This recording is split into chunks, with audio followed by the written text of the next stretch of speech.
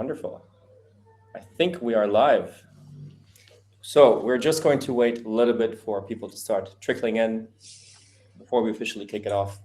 I can see the number of participants is starting to increase, which is great to see. So in about 30 seconds, I will officially start us. In the meantime, everyone can have a sip of coffee, tea, water. I'm tea because I'm based in London. And then we'll get going.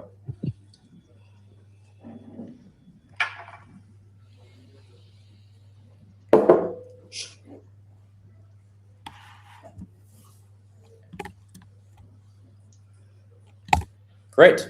So let's kick things off.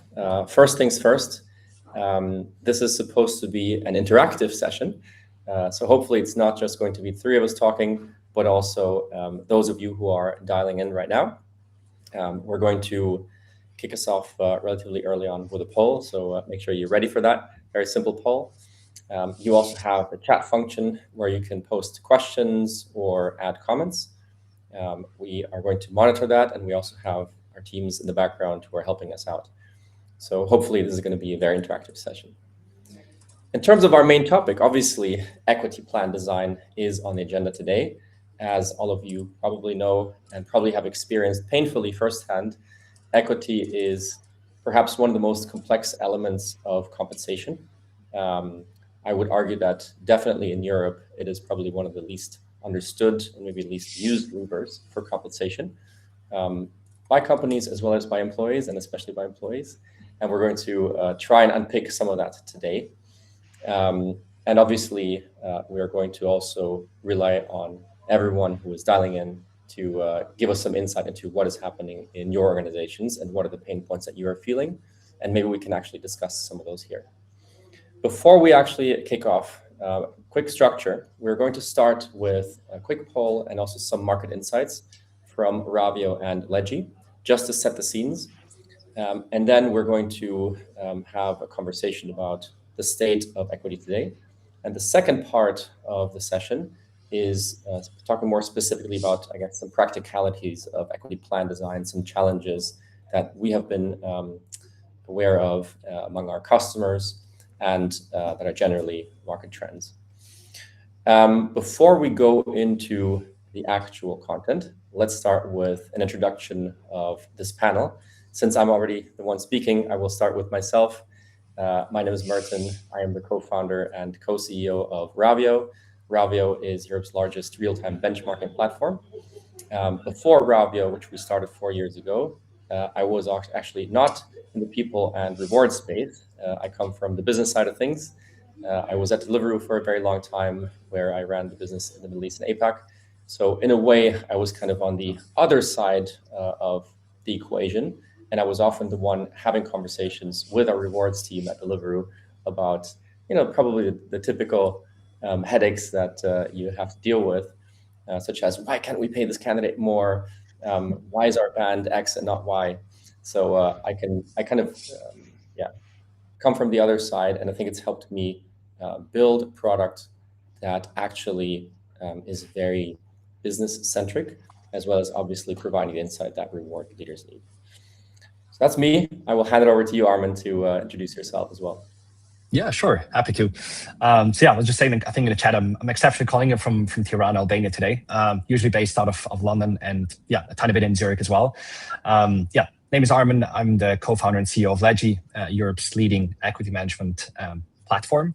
We work with roughly 1,000 corporate clients across 43 or 44 countries by now. Came actually from the private space for all things equity, on the cap table equity plans, everything that ties to that.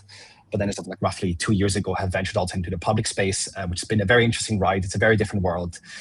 So if we get to touch on that, that would be great. But if not, I think we'll focus in on the, I think the main audience today, which is going to be in the private space. And handing over to you, Figen. Thank you. And I've just realized that as the female of the three pictures here, I should have been in the middle, kind of like the thorn between the two roses. but thank you, Armon, for that. Yes, my name is Figen, and I'm the founder and managing consultant at Olivier Reward Consulting. I have been in compensation, benefits, equity, reward, whatever, all the names that we have evolved in over 20 years. I think it's edging towards 24 now. started in-house like everybody else, I guess, and then slowly shifted into being a contractor, a freelancer, and I have a small bespoke consultancy. Most of our clients are in tech industry, and this is where we cross paths a lot of time with Ledgy and Ravio. But we do have clients in other industries as well, philanthropies and service industries and all of that kind of stuff. We support on all the elements of compensation and benefits, and equity is one of them. So I'm pleased to be here and be able to share some of my observations and experience that I've been having with my clients, and hope to bring something to the table. Wonderful. I will add one small note, which is that the three of us have decided to have more of a free flow session, because we are not big fans of very scripted webinars where everything is very predictable. So hopefully we'll be able to deliver some interesting impromptu insights. But again, audience participation is key here. And I'm just looking at the chat. I see we have a super diverse audience in terms of geographic locations, which is great to see. And I think that's also one of the big challenges with equity in general, in Europe in particular. It is very country specific, and each country has very different regulations. To kick us off, though, we're going to start with a very quick poll. So let's actually see what comes in. The poll is going to be open for a couple of seconds until the team close it. Now, if you answer to this, if your answer to this poll is yes or very, then please let us know in the chat with a few keywords, what your framework looks like.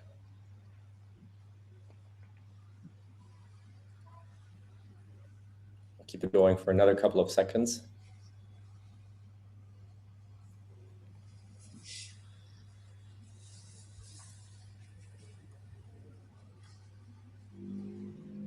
Okay. I have the feeling that the numbers are probably not going to change that much. So obviously, we were quite expecting these results. So only 10% of participants in the poll responded very structured. I think there was roughly an even split between the other two. So most companies either have a somewhat structured or a completely unstructured equity plan with a lot of discretion. And that is exactly probably why a lot of people are dialing into this webinar. I'd be curious, Armon, to hear your thoughts on these results. Is there anything that surprises you? Yeah, I mean, I think maybe yes and no. Yes to the fact that I think I would have anticipated more people to say not very. I mean, at least that's what we see, like, intuitively speaking, I think at Ledgy, when we onboard all sorts of clients, be it at early stage, later stage, pre and post IPO, I think really depends on the stage as to what sort of structure they've put in place. But I would have anticipated many more saying, actually, it's a complete mess. We don't know where we're headed. But it's also not that surprising that I think very few have said we're very structured, right? And I think in many ways, probably I would say it's actually a good thing to not be overly structured about equity. I know this is maybe like counterintuitive and maybe slightly provocative, but equity compensation should have a very strong skeleton that you can adhere to. So there's obviously all philosophies that you have around comp, inherently in the structure. But a level of discretion, I believe, is healthy as a company grows and scales, and certainly scales in many different ways that it probably has anticipated originally. So it's a yes and no, long-winded answer, I'd say. Anything you're to add, Figen? Yeah, I think I would agree with Armon. I think I would also add to that, depending on the life cycle of the organization. I think if you're really at the kind of inception and you've been around for about a year, you really have a lot of discretion. You really want a lot of discretion. You don't want a really structured plan because you need to still attract the talent that needs to come into the organization to build that plane while it's flying, right? Mm-hmm. So it depends where you are in the life cycle of the company's kind of journey, and how you start becoming from really flexible, responding to the market, the talent market, to getting to a more structured and then quite structured when you get to a certain point of your life cycle. So I absolutely agree with Armon with a layer of depending on the life cycle of the organization. 100%. And I think now let's have a quick look at what this actually means in practice. So we're going to show you some numbers from real company data. So this is based on Ravio insights that we collected from all of our customers who typically gets equity compensation. And the first chart that we're showing here compares two specific positions in the UK, software engineering on the left and direct sales on the right. Direct sales also includes all of your account execs. And it shows equity value as a percentage of total compensation, so OTE, including variable pay. And one big caveat is this is the annualized value, and it's only based on new hire grants. It does not include any refreshers or any top-ups people get as a result of promotions, for example. And any options have been priced according to the Black-Scholes methodology, which means that they have been discounted. So perhaps those numbers are slightly lower than what you're expecting. If you were to take them at face value, these numbers would go up quite significantly. But what you can see here is maybe not completely unexpected.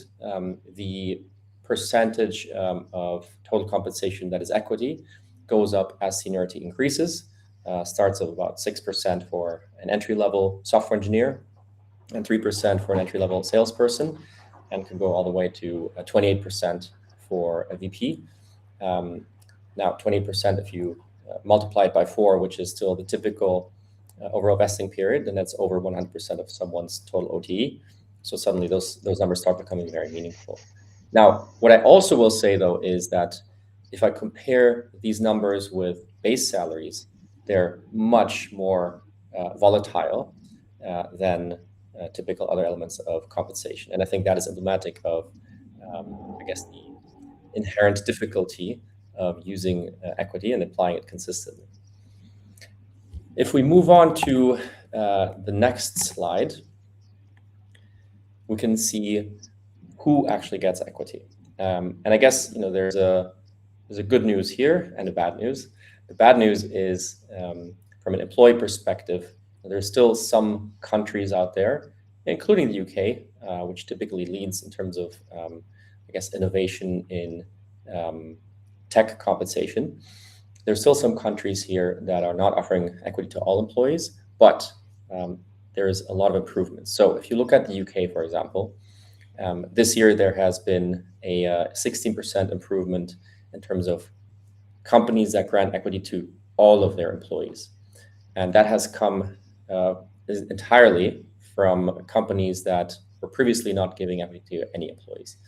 So there is a positive trend here. More countries are offering equity to all of their employees or a significant proportion of their employees, but you can still see that there's quite a long way to go before we reach 100%. I'm not going to go through all the details because I think otherwise it's going to take up too much of our time, but you can digest this as you see the numbers on the screen. So what I'm actually curious is, Armon, does this align with what you're seeing in your data as well? So I would say, yeah, look, I think we can look at the data afterwards, but I think intuitively, yes. And I think we can talk about causality or like what leads to, I think, these, sharp discrepancies, I think, across countries. But I think if you boil it down, it usually comes back to the same thing. It's around education, like, equity literacy is just like much higher, for example, in the UK. It's also the secondarily of how mature is the ecosystem in general. Around like startup ecosystem and everything, like have there been like exits before? So like, I don't know, other companies that go on and or founders that go on and found new companies, will they give out equity to all because they've been able to benefit from an equity participation in their previous company? And thirdly, I think probably more, maybe most important is really the tax regime, right? I think like in the UK, there have been a lot of like really good strides, I think, in the last, especially 12 months, around like new tax advantaged or like altered tax advantage schemes. And it's very much well known in the UK and France, you've got like extremely tax advantages, plans that you can roll out, BSPC in France, EMI and CSOP in the UK. Whereas maybe in the other like bottom 4 countries, it's slightly harder. You've got like warrants in Sweden, you've got like phantom virtual shares in Spain and Germany, you've got like share appreciation rights in Netherlands. These are really complex structures sometimes. It's harder to grad, it's harder to comprehend. So it's not surprising. And I would definitely say that I think this is exactly what we also see in our data. Before we move on to the next 2 slides, and we only have 2 more slides to go, I just saw that there were 2 questions in the Q&A section from Erica. So the first question was, how do you calculate the value of equity? Is it potential value if X years of plan is achieved? So the way that we at Ravio calculate equity value is we basically take all the different instruments, RSUs, stock options, phantom shares, etc., and then we normalize them. So typically that involves discounting phantom shares and options using Black-Scholes, just to make sure that they are actually apples to apples. But we take them at their current fair market value. So there's no, I guess, potential upside baked in. This is just what these options are worth today in the market. So hopefully that addresses the first question. And the second question is, do we have some equity allocation data for the US too? Yes, not on these slides though, because we're very focused on Europe in this particular conversation. I don't know if you have any numbers off the top of your head, Armon, but I can tell you that the US is much higher than any of these countries. Yeah, I would say, like, if you had, like, I don't know, a seventh country here being the US, I think probably the first chart would be off the charts. Like, probably that bar will be like, I don't know, like 90+%, right? It's a very different, yeah, I think ballpark to be looking at in the US. Yes, I would agree as well on that one, in the sense that US is very heavy on variable pay. So the US compensation makeup is, bonuses are really kind of quite a big chunk of the total comp. But if you're looking at the total direct comp, I mean, the equity plans sometimes make up if they're driven as a percentage of full annual salary. We have looked at for a listed company, when we're trying to do peer group companies and we're looking at the US data, it always throws the numbers off the chart. So we try to normalize that. But yes, I agree with both of you. If we were to look at US here, it would skew everything out. These numbers would look minute. We're getting there though. I think there's a level of optimism we can have. Yes, absolutely. No, absolutely. I agree. I think it's just the way the markets are working. We will never expect all the markets to work in the same way. I think what is very encouraging is to see the appetite of the organizations and the founders themselves to actually grant equity to all levels in the organizations. I know from my experience, for example, trying to have the conversation with early startups to say, well, we are all in it, we're all trying to build something, and there being some resistance in actually providing equity to all. So I'm really, encouraged to see that those numbers are changing, because we all have a skin in the game. We are all in an organization where we want to bring some of our contribution, and we should be really rewarded for it. 100%. One more question, which is equity in the UAE as well as Saudi Arabia. I know for sure that at Ravio, we just do not have enough data yet to answer that question. I don't know if any of the other two participants have insights here. Figen, feel free to go first. No, from my perspective, no, genuinely not. I mean, the only perspective that I have is for the expats in the UAE, which they would have something, but I haven't worked with anything specifically in the UAE to say that, yes, I do have, I have some insights. So I would say nothing from my side either. Yeah, likewise. I think from our side, I think we've got maybe like a good, 1 or 2 dozen UAE or Saudi Arabia headquartered companies, which again, I think would be too little, I think, to have some meaningful or robust conclusion on that. I think it's generally just like, I think, a market that has had a lot of like people moving in that region that brought along equity literacy, which I think is a good thing because it cross-pollinates, like getting equity plans rolled out to all employees. I think that's a good trend. But in general, I think there were also just a lot of regulation, or there's still like a lot of regulatory changes that need to happen in order to facilitate the broader adoption of equity plans, I reckon. I can only contribute here anecdotal insight from my time at Deliveroo, where I was looking after the business in the Middle East, among others. And back in the days, so this was probably 6 years ago, we were seeing a lot of senior folks that did have equity, especially in UAE, Saudi Arabia. There's often really favorable tax treatment of these instruments. But if I recall correctly, most people in junior and mid-level positions, they just did not have any equity. Cool. Let's move on. I think, Armon, you also brought some data from Ledgy. Yeah, exactly. I think it's exactly what you said there in the answer. I think it's a good, a good next step, I think, to pick it up or unpack it a bit more. I think what is the trend in general across seniorities, like very, very high level. I think you see like some level of meaningful, increases across the junior and the middle management layer. So there's been like meaningful progress there for equity ownership. I think what we see, unfortunately, is quite a dip actually on the junior staff, so from 54 to 52%.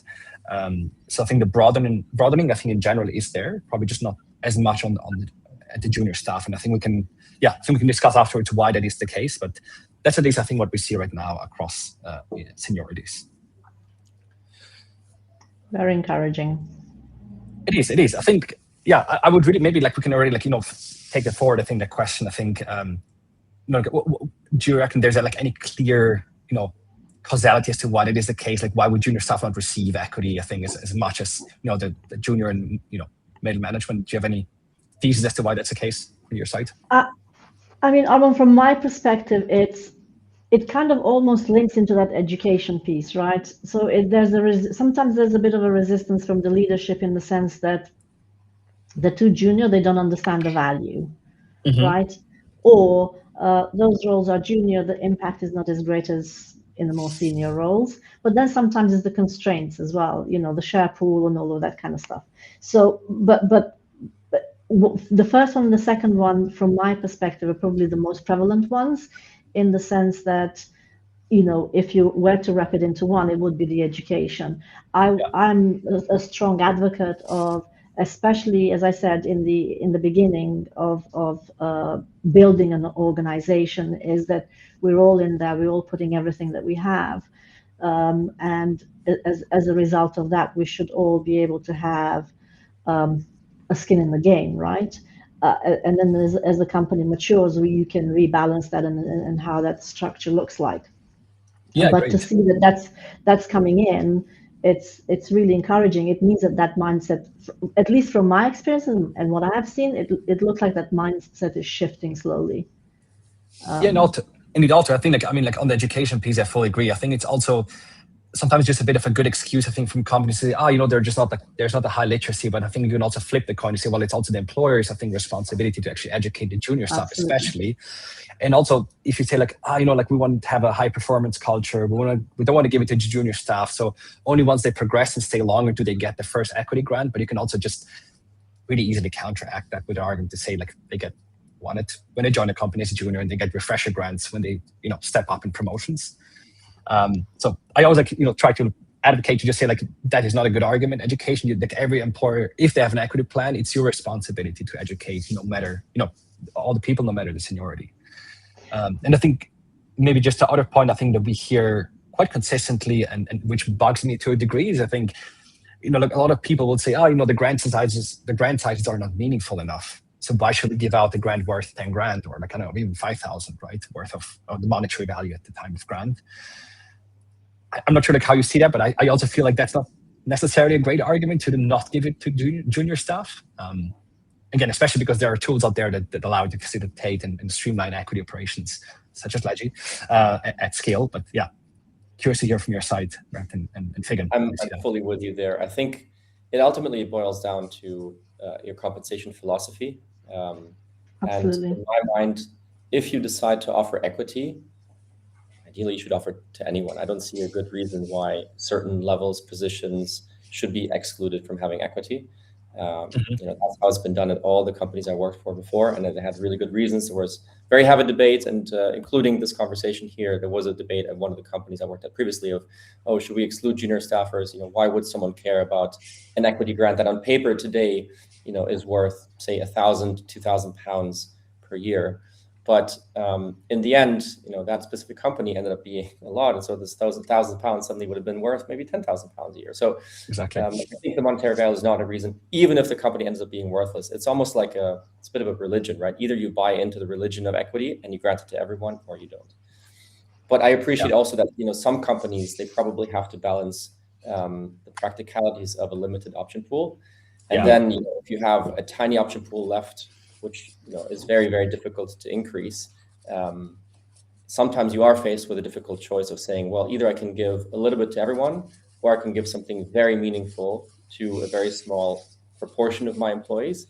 So I guess sometimes you can't be too idealistic here. You also have to be pragmatic, and I guess that's also one of the reasons why we might be seeing some skewed results here.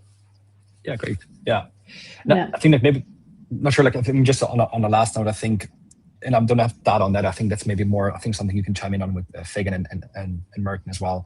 Is, what is sort of the tenure, I think, of junior staff? Like, if that's still like fairly short, and then 1.5 to 2 years on average across the entire industry.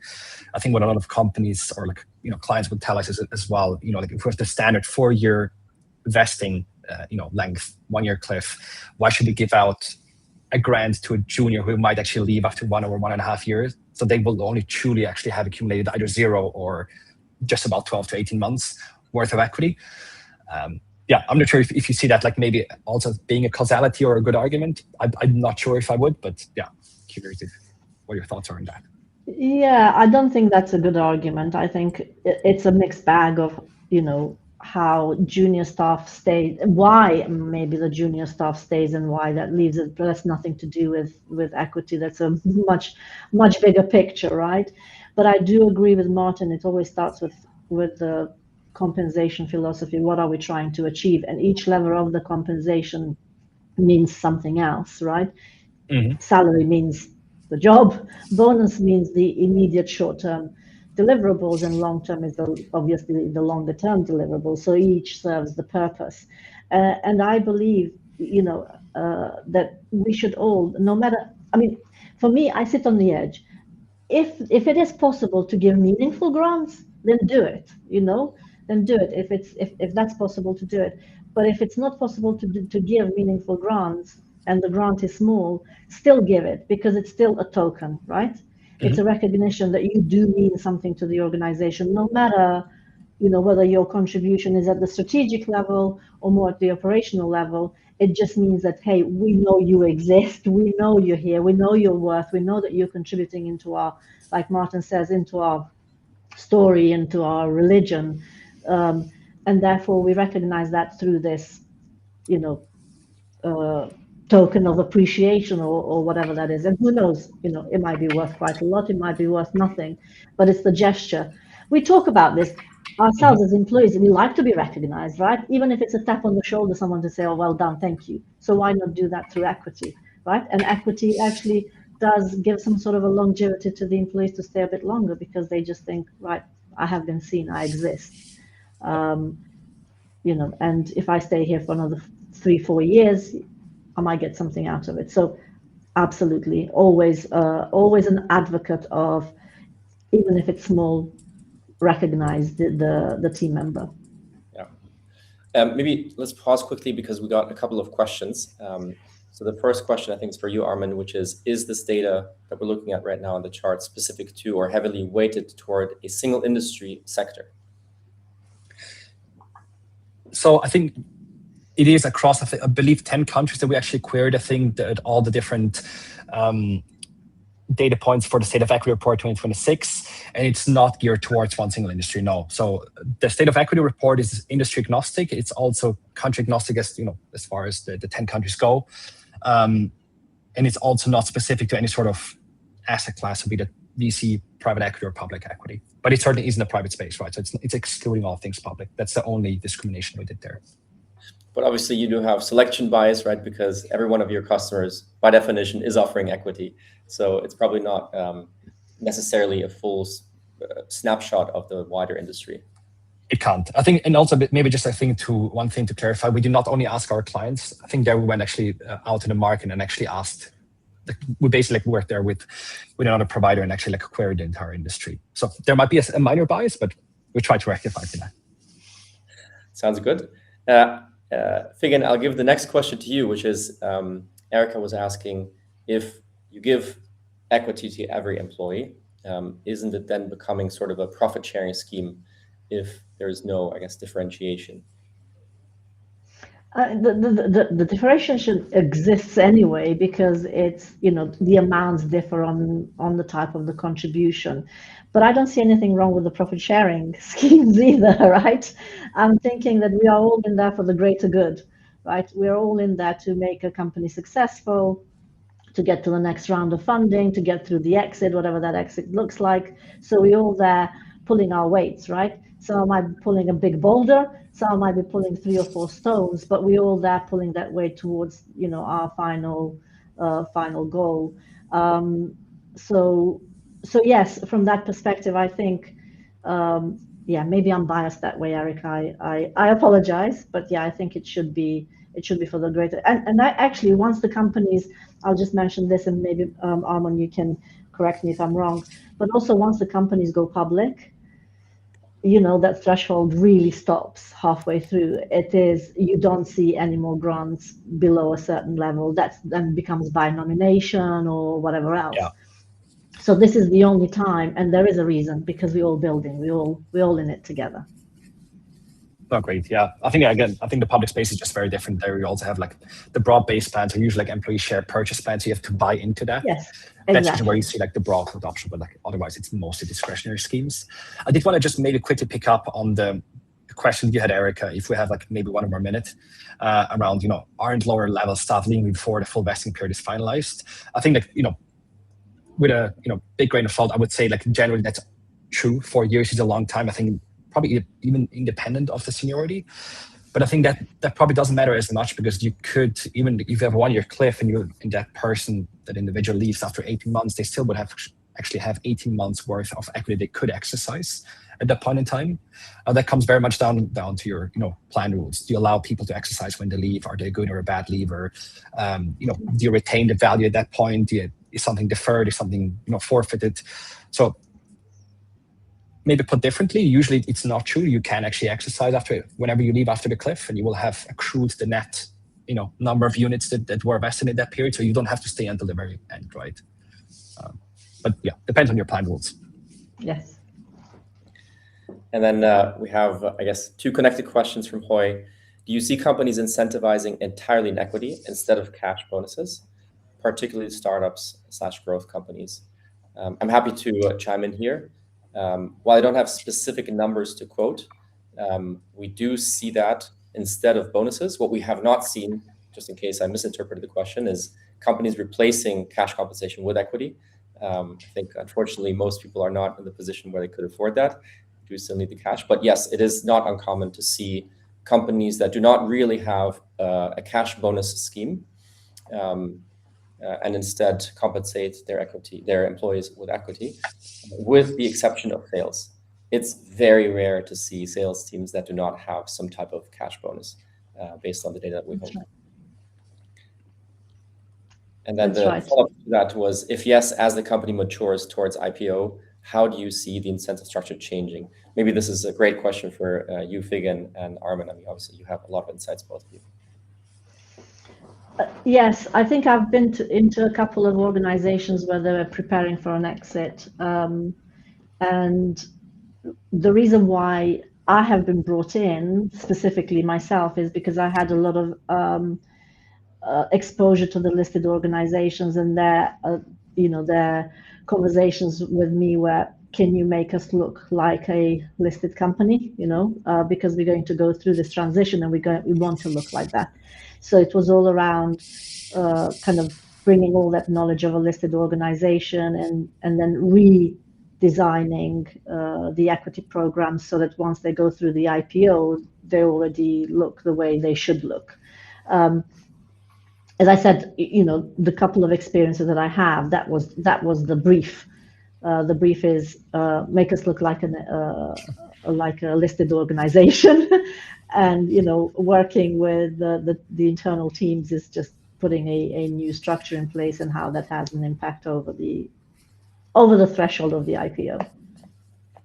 And if I just may actually comment on that very last piece, I think what does a company look like when they need to IPO? I feel like that whole playbook is also being rewritten as we speak, with some mega IPOs, I think, in the pipeline for this year. So what does it mean to be IPO ready? I think that looked fundamentally different 10 years ago than it looks today. I think it's an all-time low, the number of companies that actually go on and actually list. The very vast majority either go obviously out of business, go bankrupt, unfortunately, or get acquired, right, or merge. So I think that whole playbook is rewritten anyway. So I think what IPO ready looks like, or transaction ready. But I fully agree, right? I think otherwise it's really just, you can move away from the plain vanilla EMI or CSOP in the UK or BSPC in France and you move over to like more complex structures that might have performance conditions that are tied to certain events, certain events happening in the far, hopefully not the far future. So that's, I think, the main observation I see from our side. Great. We're loving all these questions. It's great, but I will have to move us on. Otherwise, we're not going to get beyond the last slide. So I think, Armon, you still have one more insight to share with us here. Yeah, sure. So I think this is probably the most difficult chart to obviously right now discuss, and I don't think we actually have the time. But I think the fact of the nature is, and I think you probably both, Figen and Merten, you see this very much on the comms, cash comms side as well. But there's a huge stark discrepancy, difference between, the percentage of equity that is received between men and women. So you see that really starkly pronounced, I think, at the junior staff on the very left-hand side. That narrows down a bit at the junior management, and then widens up again at the middle management layer. Now, I think that there's so many, reasons, unfortunate reasons why this is the case today. But I'd be curious, I think, Merten, Figen, anything that you wanted to, read into this? Anything that you see like in parallel on the cash comp side, especially on your data as well, Merten? I'd be curious to hear. Yes, I mean, sadly, the gender pay gap is still there. It's still real. We have seen it improve over the past couple of years, but it just seems to be kind of a structural component in the compensation market that is very hard to eradicate. What we see, though, is that the biggest problem is a participation issue rather than a like-for-like comparison. So when you actually look at the adjusted pay gap, the margin reduces significantly when it comes to cash compensation in particular. So I guess there's a silver lining. So typically when you compare two employees in a very similar position with similar levels of seniority, the gender pay gap is marginal, but it really depends on the country. Some countries are doing much better than others.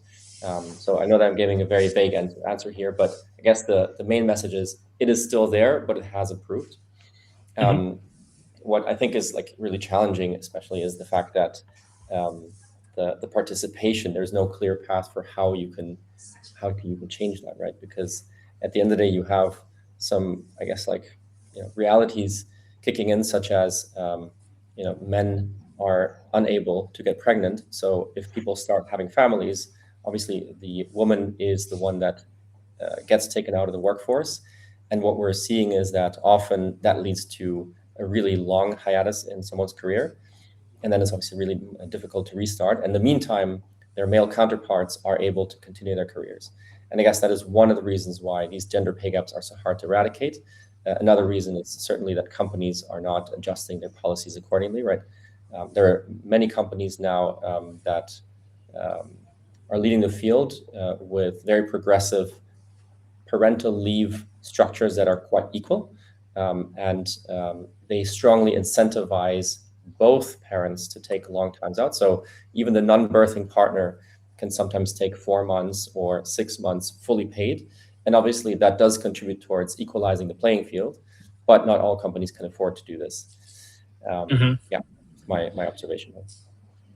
If I just maybe add like one more thing, I think if we look at the 2025 state of equity data, I think there we actually had, a 21 percentage point difference between men and women.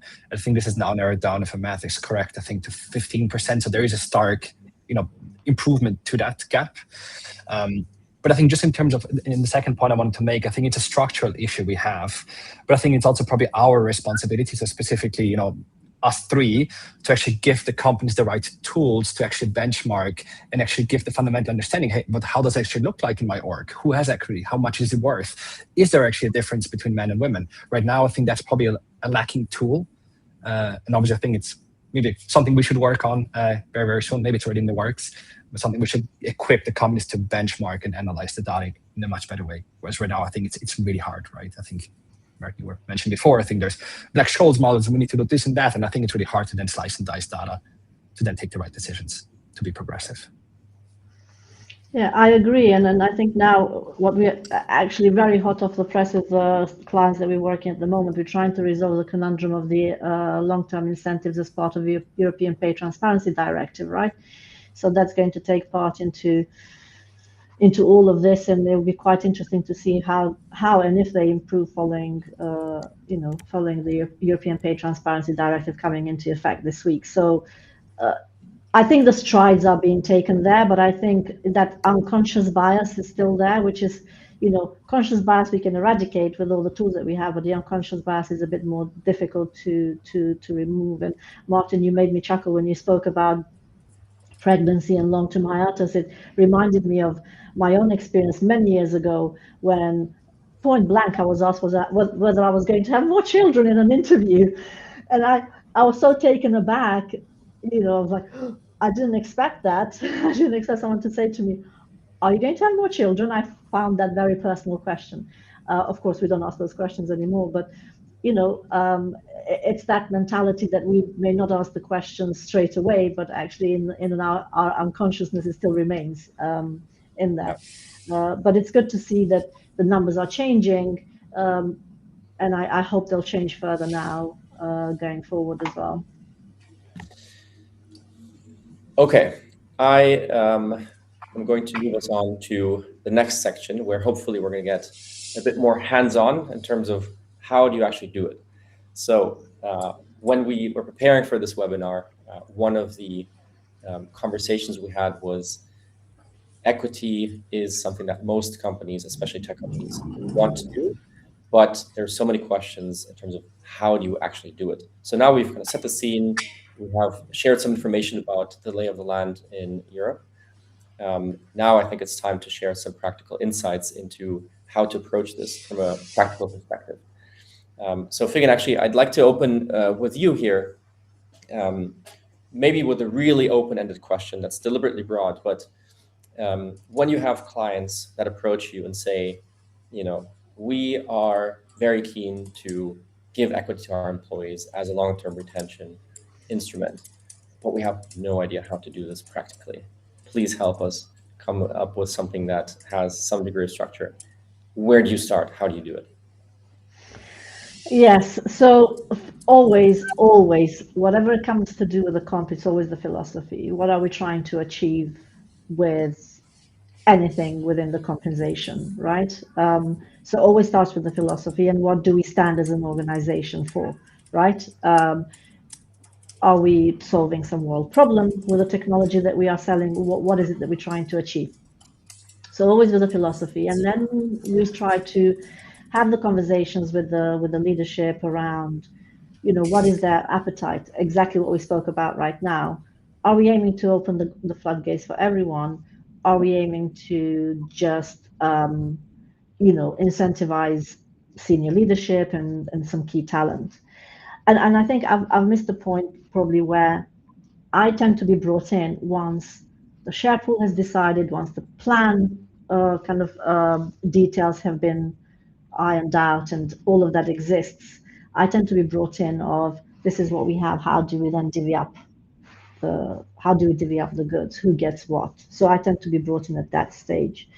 So those are the conversations that we have, and again, probably as I shared earlier, it's all of that appetite of, educating the stakeholders within the decision-making process. Why don't we do certain way, or why do we do certain way? Start with, is it going to be driven by a percentage of the salary? Is it going to be driven by an absolute number? We have the conversation of, well, yes, but this role is a revenue-making role. This role is not a revenue-making role. So we have all of those nice conversations around opinions, I guess, right? It's all about the opinions in the first stage, and then we go back and we start looking at how does all of that look in practice. Again, it's all about the stage of the organization. Sorry. Maybe to chime in here, if you think about the companies that do end up with a formal structure and that are not, completely relying on discretion, is there such a thing as a typical approach that you see? So, for example, you mentioned equity as a percentage of base salary. Is that, would you say, in your experience, the most common way of structuring equity plans nowadays, or are there completely different ways? No, absolutely not. It's usually an absolute number, so it will be an amount. And this is what I was going to say. Again, it links to that where in the life cycle is the organization. So I would not press the leadership or the decision makers to go to something structured, something really driven by absolute numbers or whatever it is, if they are at the inception, if they're still building, right? I would give them the most pragmatic approach to it. Let's take each individual as they join, but let's have almost like a cutoff point whereby we stop doing what we're doing and we go into a more structured way of doing things. So it depends where you are and what are you trying to achieve with your equity plan, really, as to how you move from really flexible, pragmatic, almost individual plan to a quite structured way of saying, right, this is an M5 and therefore it receives 25,000, right? So those are the conversations, and that is what I have been exposed to, and that's what I see that works best for the organizations. We're working with a very, very, I would say, young startup, not even a year in inception. They're looking at providing equity for everybody because they feel everybody is working all the hours of the day. We're still building, we're still creating. We're working with a startup that is cleaning up all of that right now and going into a more structured, because they feel that some form of exit is in the view line now. Although I think we all agree that exits are a bit more far and apart than they used to be before. It looks like my conversation started with in the next 2 years, 3 years. Now it's like probably the next 6, probably the next 8. So they're being pushed out.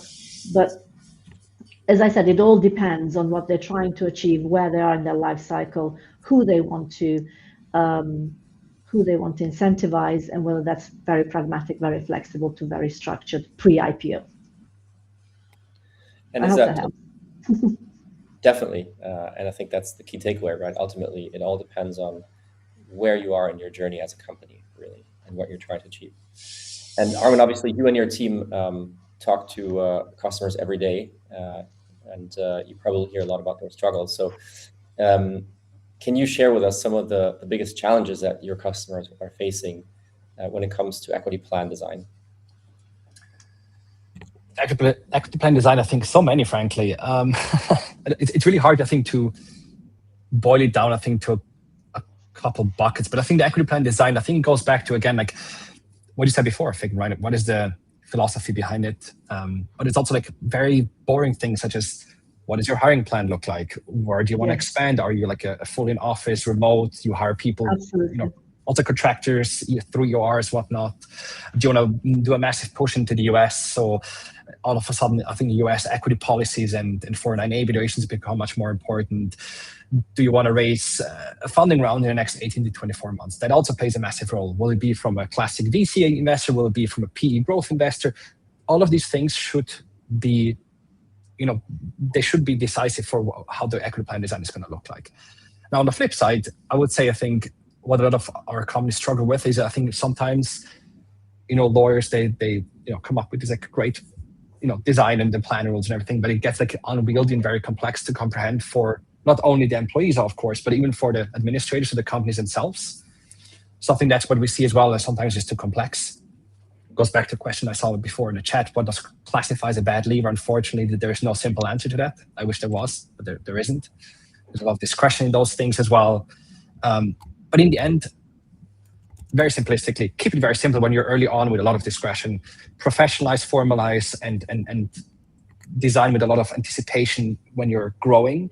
And as you see 18 to 24, maybe even like 36 months out, you want to do any form of corporate action, a transaction, IPO, M&A.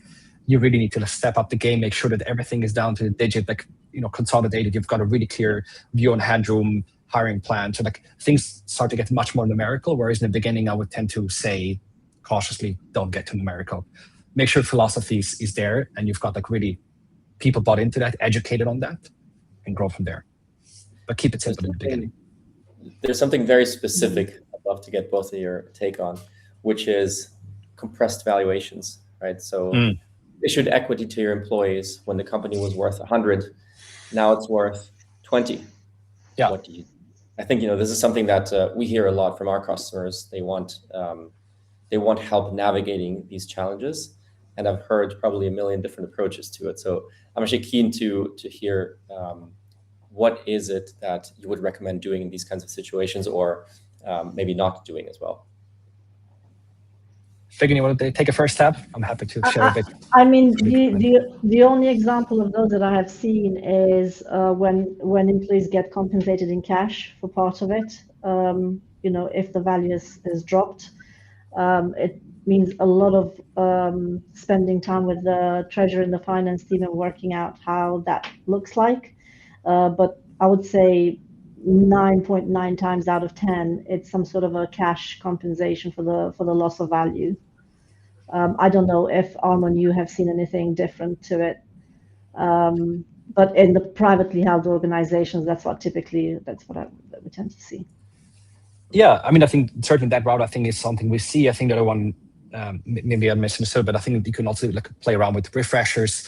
But I think sometimes companies need to get much more creative and take a massive step back and probably have a board level conversation and say, look, we raised a Series B at 120, 150 million 3 years ago. We haven't raised since. There's no funding round anticipated in the next 24 months, meaning there's no implied new valuation for the equity. What can we do? How do we want to value the company in the first place? Do we want to have an ARR multiplier that is comparing to listed peers?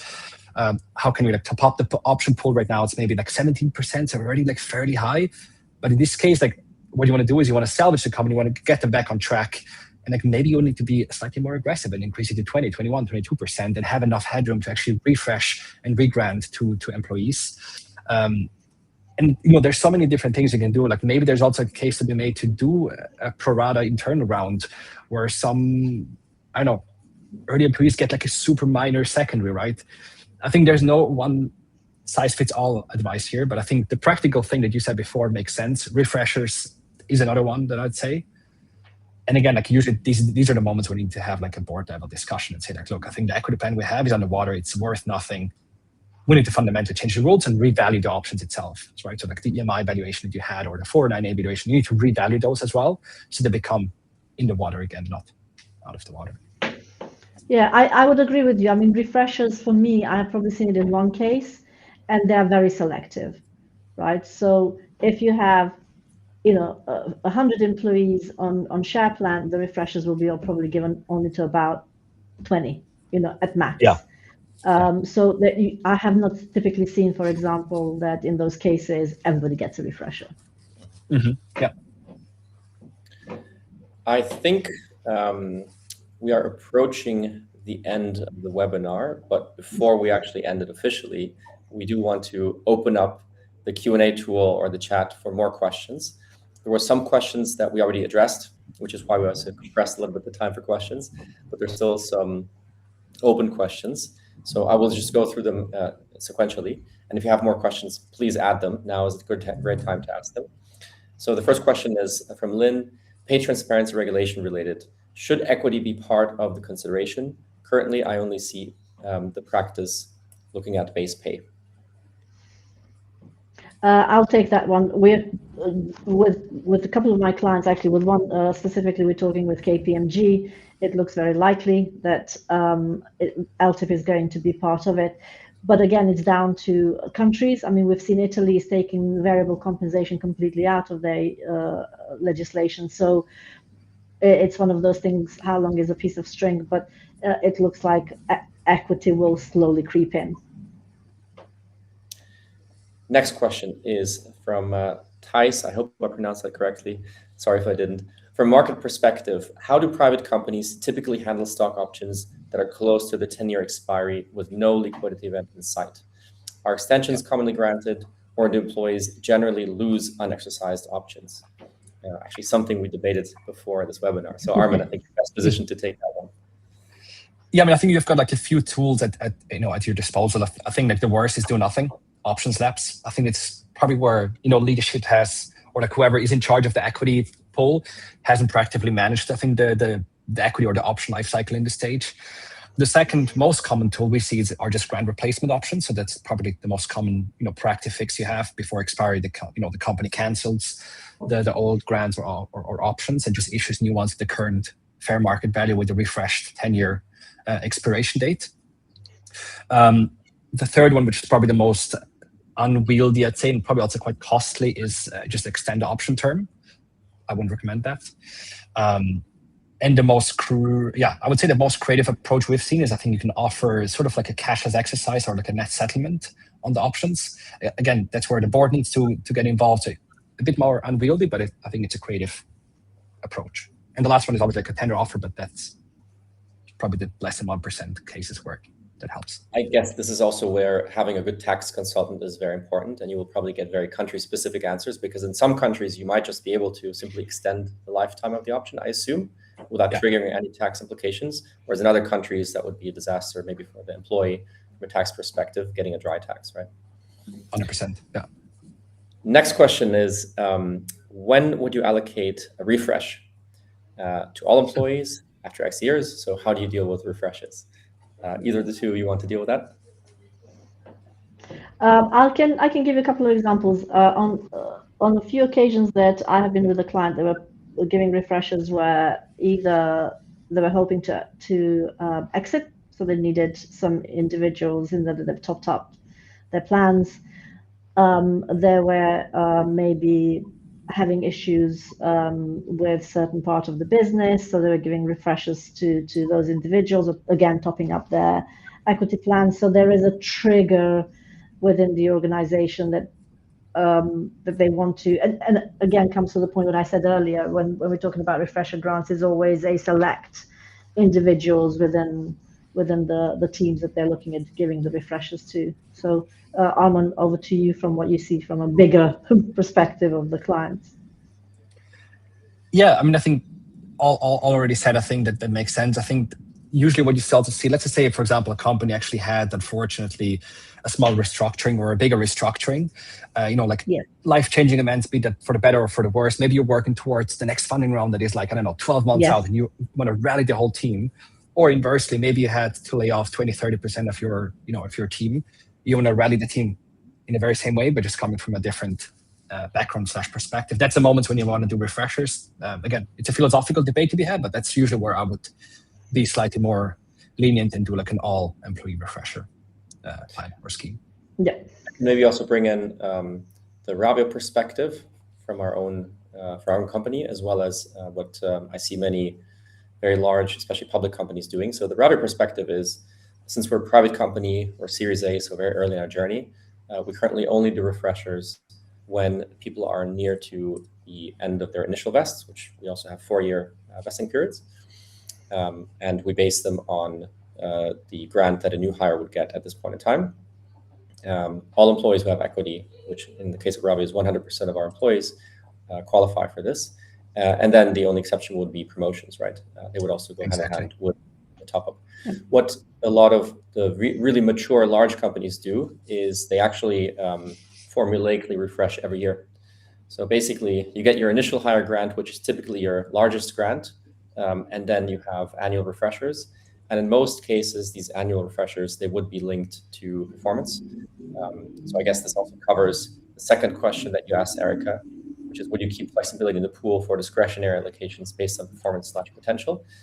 So public companies, they absolutely do this, especially the big tech companies. They have formulas that basically say, okay, if you are, say, greatly exceeds, your equity multiplier is X. And if you are redefines, then maybe you get 2X or 3X or 4X at the typical refresher. That is actually right now in this current climate where most large tech companies are highly over-investing in their top performers, is something very, very common that we're seeing in the market. Anything to add, Armon and Figen? No, I think that's exactly what we have seen as well. I mean, Armon, right?